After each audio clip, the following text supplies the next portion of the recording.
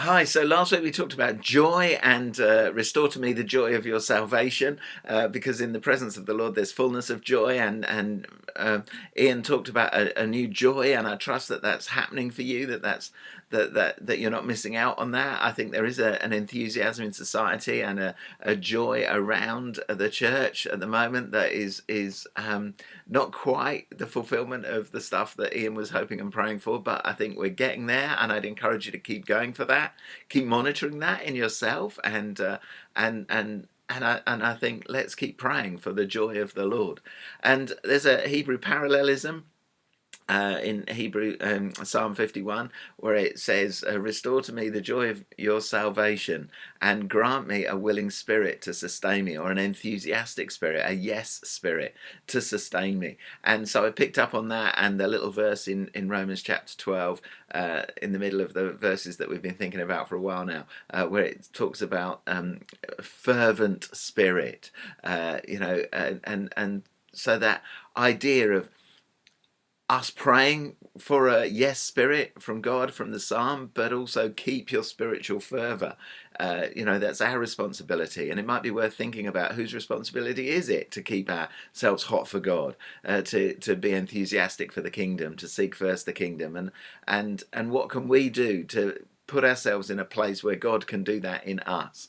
What practices, and we'll talk about this a bit more next week, but what things can we do that will make a difference to our spiritual temperature? Might be worth thinking about where you've been over the last year spiritually, and what have been the spiritual highs and the spiritual difficulties, what's been the long-term trends, and whether there's an opportunity to stir up something in you in this season. And I think also there's a possibility of thinking about why that is needed just now.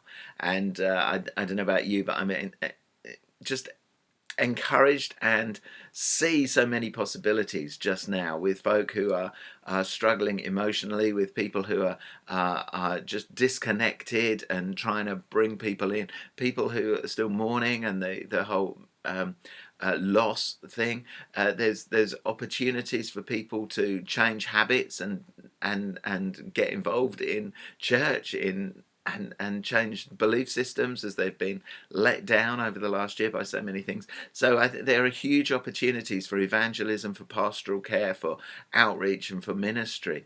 And I think so we need this enthusiasm to make the most of those opportunities, but also within the church, as we see new people coming along, as we greet strangers and meet them. I'd encourage you to find a few things you can do as a group that allows you to welcome and bless and encourage and include the stranger.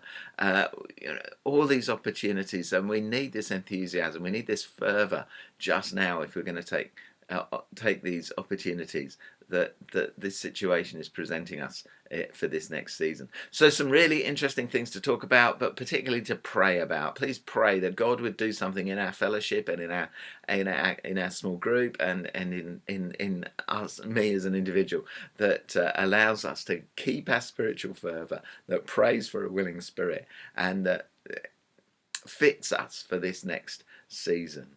Bless you as you talk and pray about these things. I hope that they'll be helpful, and that you have a great time as you talk and pray together. See you in a bit. Bye bye.